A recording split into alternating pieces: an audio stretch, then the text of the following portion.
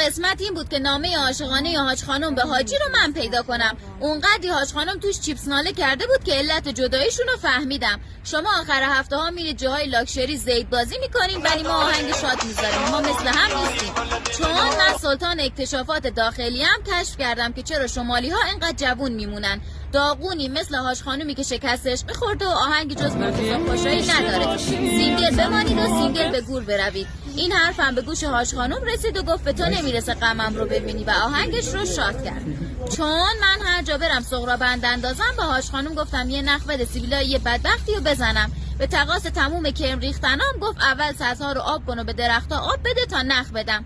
چه تاوانایی که ما سر زدن سیبیلای مردم دادیم. برگرفته از سخنان سغرا بند انداز.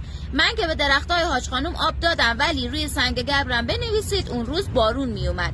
خوشحال میشم مهمون پیجم باشی و از استوری هم جا نمونی. پارت بعدیشو حتما براتون میذارم.